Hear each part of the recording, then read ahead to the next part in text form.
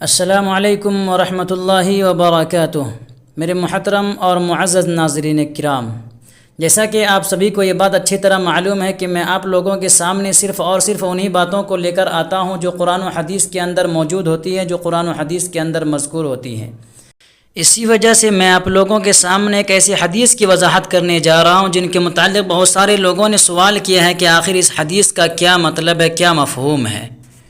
چونکہ میں خود امام ہوں اور بحیثیت امام میری ایک ذمہ داری بنتی ہے کہ امت کے مسائل کو حل کر کے ان کے سامنے پیش کروں، ان کے سامنے لا کر رکھوں تاکہ امت کو عمل کرنے میں آسانیاں اور سہولتیں مہیا ہو سکے۔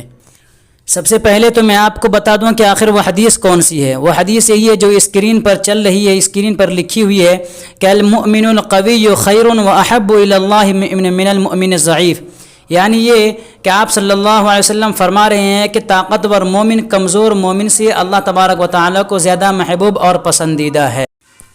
لہذا جب ہم اس کے مفہوم کے اندر غور و فکر کرتے ہیں تو معلوم یہ ہوتا ہے کہ اس کے مفہوم میں تو بہت وسعت اور بہت ہی زیادہ کشادگی ہے، کیونکہ طاقت تو کئی طرح کی ہوتی ہے، صرف جسم کی طاقت مراد نہیں ہے یہاں پر، بلکہ ایک تو جسم کی طاقت ہوتی ہے،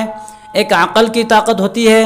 اور ایک علم کی طاقت ہوتی ہے، ایک قلم کی طاقت ہوتی ہے، ایک سیاست کی طاقت ہوتی ہے، ایک ٹیکنالوجی کی طاقت ہوتی ہے۔ یہ تمام طاقت یہاں پر مراد ہے۔ لہذا اگر کوئی بھی شخص ایسا ہے جس کے اندر جسم کی بھی طاقت ہے اور علم کی طاقت ہے تو وہ اس مومن سے زیادہ بہتر ہوگا جس کے پاس یہ دونوں چیزیں نہیں ہیں۔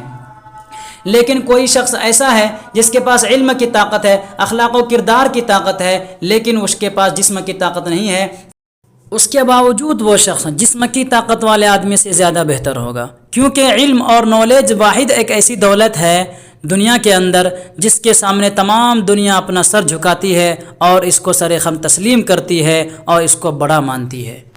اور ایک ہوتی ہے اخلاق و کردار کی طاقت، جیسا کہ آپ صلی اللہ علیہ وسلم کے اندر بالکل کامل اور اتم درجے میں موجود تھی، جس کی وجہ سے پوری دنیا آپ صلی اللہ علیہ وسلم کو بہترین اخلاق و کردار والا تسلیم کرتی ہے۔ جنہوں نے دیکھا ہے وہ بھی اور جنہوں نے نہیں دیکھا وہ بھی،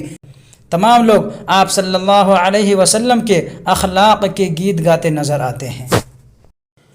اور ایک ہوتی ہے علم کی طاقت، ٹیکنالوجی کی طاقت۔ غالباً اسی کی جانب اشارہ کرتے ہوئے آپ صلی اللہ علیہ وسلم نے ارشاد فرمایا ان اللہ یحب المؤمن المحترف، کہ اللہ تبارک و تعالیٰ پسند فرماتے ہیں ایسے مومن بندے کو جو حرفت یعنی صنعت اور ٹیکنالوجی کی دولت سے آگاہ ہو، علم کی دولت سے آراستہ و پیراستہ ہو، جو ٹیکنالوجی کی دولت سے آراستہ و پیراستہ ہو۔ اور آج آپ دیکھ لیجئے، یقیناً اس کا مشاہدہ کیا جا سکتا کہ آج ٹیکنالوجی کے بلبوتے پر، علم کے بلبوتے پر جاپان کہاں پہنچ چکا ہے، جس کی طاقت کا اثر یہ ہے، جس کی ٹیکنالوجی کا اثر یہ ہے کہ آج ہمارے سامنے کوئی بھی اس کی شے آ جاتی ہے، صرف میڈ ان جاپان دیکھ کر ہم اسے بلا جھجک خرید لیتے ہیں اور اسے اپنے استعمال میں لا لیتے ہیں، کیونکہ ہم جانتے ہیں کہ اس کی ٹیکنالوجی کتنی مضبوط اور طاقتور ہے۔ معزز ناظرین،